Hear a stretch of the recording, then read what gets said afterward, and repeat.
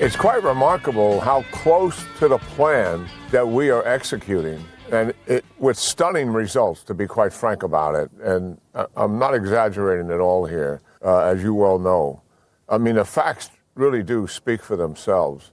Just to remind our audience, what we have here is an operation that is what we describe as condition-based. In other words, we have goals and objectives we're going to achieve. They're not sensitive to time. They're sensitive to the achievement of those goals. And as the president has said time and time again, if we achieve our goals earlier than planned, fine. If it takes longer, that's also fine. We're not going to stop until we achieve our goals.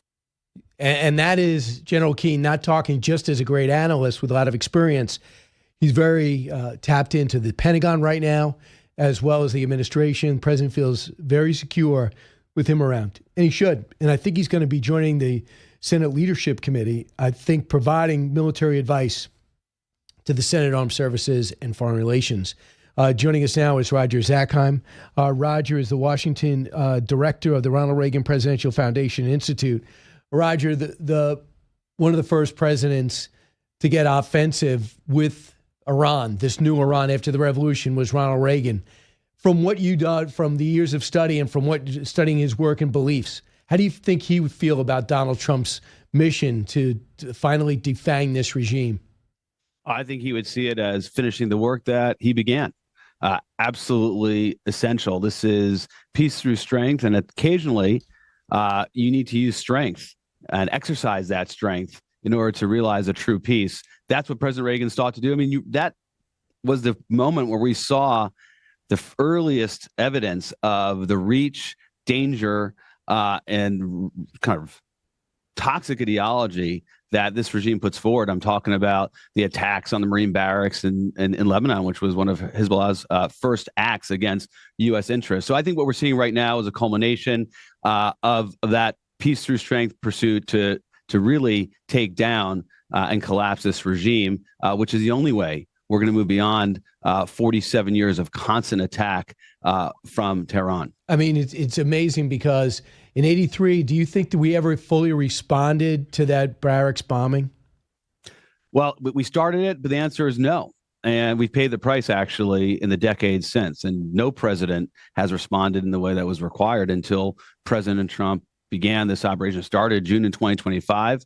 And now with Operation Epic Fury. I mean, this is essential. I think what we're seeing here, Brian, this is what's so essential for everyone to understand. And this is part of what General Keane, I've served on that commission with him twice. I mean, he is very much the leader and strategist that you described him to be, is that we're seeing the beginning of the end of this regime.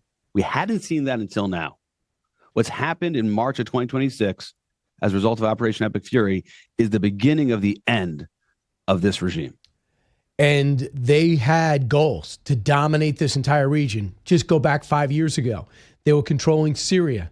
Hezbollah had tens of thousands of missiles ready, aimed at Israel. And then Hamas was fomenting and drawing up an epic plan October 7th to put all types of, to kill over 1,200 Israelis, most of which were innocent, who were just sitting there and wait. And Iran was behind all of that. And now the Houthi rebels, who are also one of their surrogates, have been mysteriously quiet in these moments. They've lost Syria. Hezbollah is flat on its back. Hamas is taking its last breath, especially if the financing stops. And all the Arab states seem to agree that Iran's the problem. That goes from tentacles everywhere to isolated. Well, they had perfected their ring of fire. They had really been the leading state sponsor of terror. We use that word, but actually we saw how lethal it was, because in every region of the world, actually, you had their reach, and certainly surrounding Israel in the way that you just described with all of their terrorist proxies. Really, I mean, until October 7th, they were at the height of their power and influence, and now they are completely defanged. We are seeing such a great degradation of their power. 90% of their missile capacity has been reduced in terms of their launches, 80% in terms of their drone launches since the beginning of Operation Epic Fury.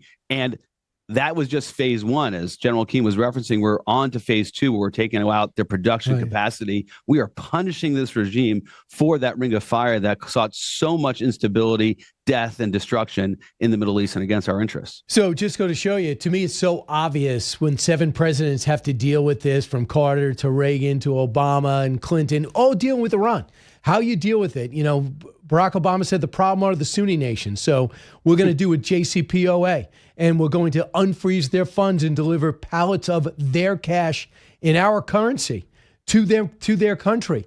And JCPOA couldn't even get Democratic support in the Senate. President Trump rips it up, and Joe Biden looks the other way as they sell millions of barrels of oil a day illicitly through ghost ships, mostly to Iran, to the rest of the world to sustain and reinvigorate their country and help perpetrate these horrific October 7th attacks. So then you have this president come in hard. But among the people, what I'm most astounded by is that Democrats and Republicans know the danger of Iran, but yet they're pretending that there is no danger. Listen to Chris Murphy, cut 20, the Democrat senator from Connecticut. This is already a war that is becoming an ongoing disaster. It gets worse if the president is talking about putting ground forces in. You're talking at that point about dozens, if not hundreds, of new American casualties. I think this administration just fails to understand how to achieve any of their objectives. So their objectives shift by the minute. Sometimes we're pursuing regime change, sometimes we're not. So, I mean, does he believe what he's saying?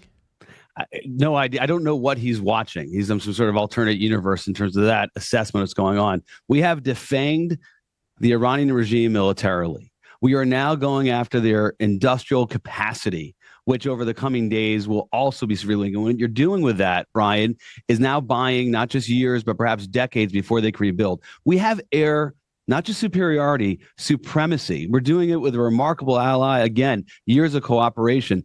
The strategic orientation of the Democrats, the JCPOA, as you referenced, was looking at Iran in the way they wanted Iran to be, not with the way Iran was acting. They were not dealing with reality. That was the failure. How could you make an agreement with the regime without talking about their ballistic missile programs? How could you make an agreement with the regime without talking about their terrorist proxies? The whole orientation showed that they had a fundamental misunderstanding of who they were. Not President Trump. He did in his first term. He's finishing off in the second term. And as a result, he's actually redrawn the map of the Middle East in a way that complements our interests and our safety. We'll see if the regime crumbles in the coming days or weeks, but no doubt in my mind, Brian, as I said a moment ago, this is the beginning of the end of the regime, and that will have a fundamental impact on U.S. national security, not just in the Middle East, but around the world. I was talking to high-ranking Pentagon officials over the weekend, and they said they think 2 weeks.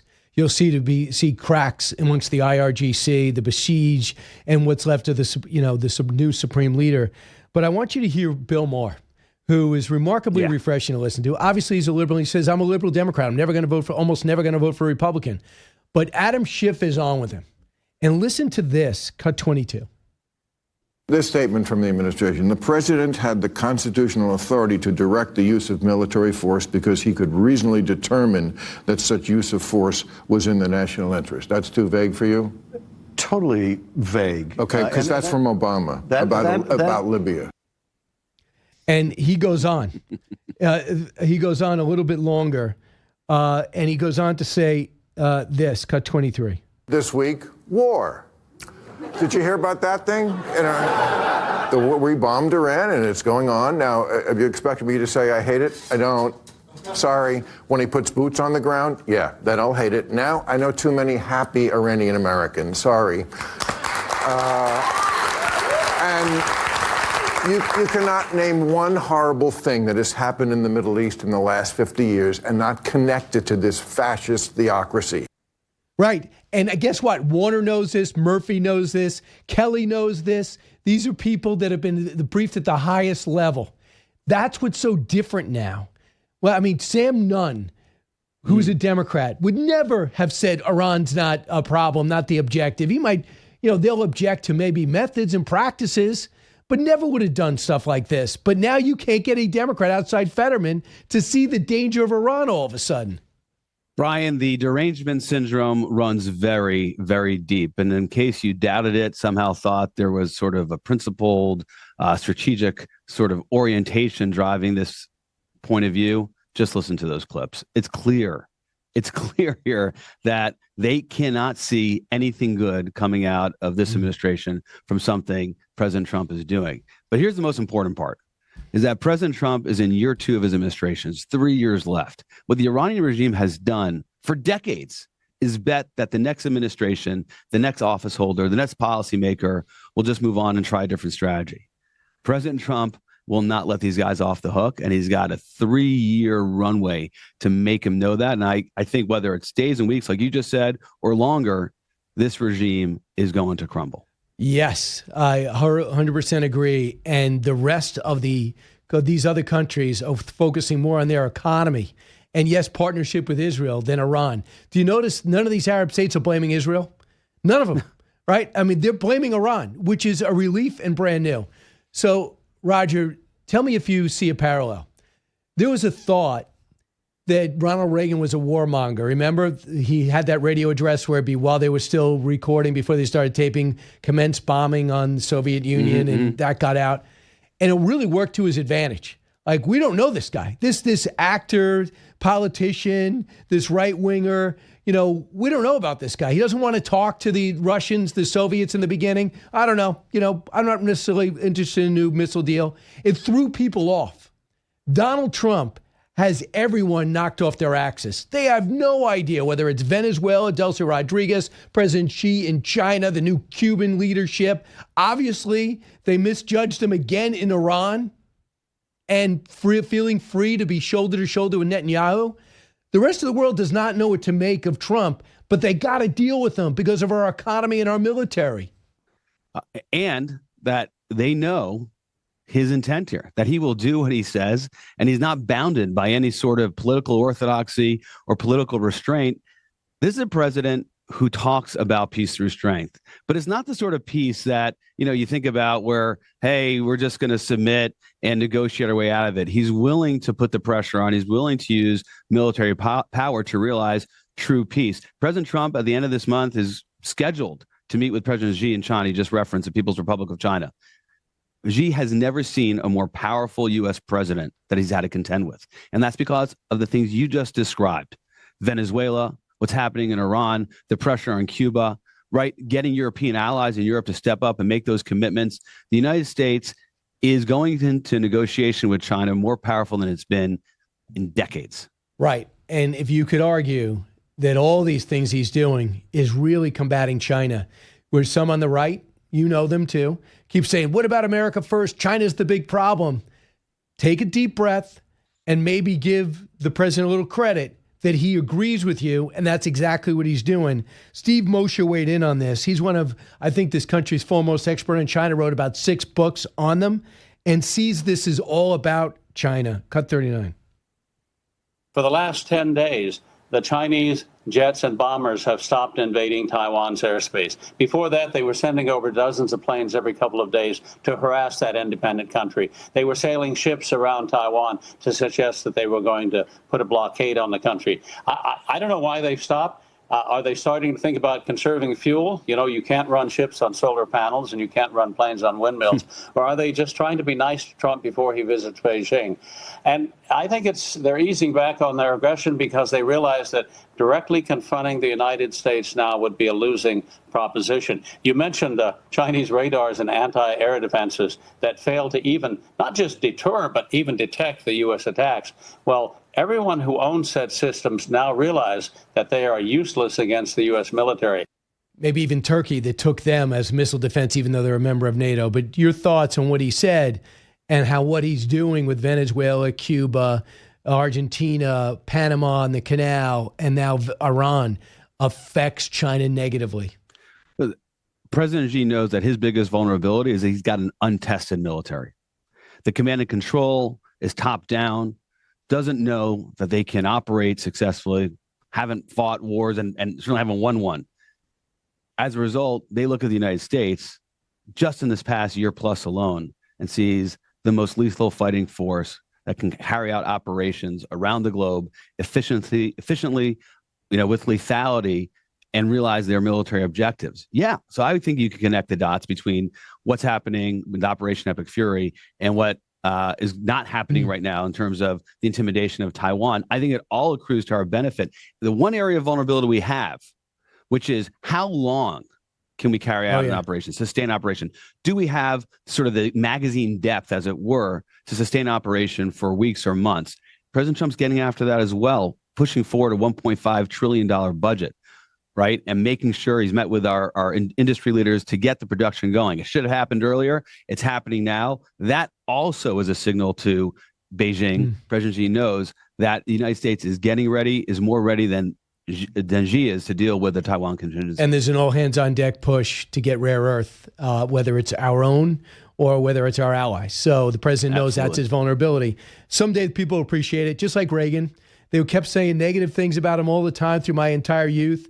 And then next thing you know, people realize we're going to name the airport on him. We're going to celebrate him. And he's listed as one of the all-time great presidents. But maybe not in his day, maybe not while he served. But once he left, people really felt the ripple of what he did. Winning has an impact, Brian, and people in America and around the world appreciate peace, true peace and prosperity and freedom. And that's why you have those things you just described. Roger Zakheim, Ronald Reagan Presidential Foundation over in Washington. Thanks so much, Roger.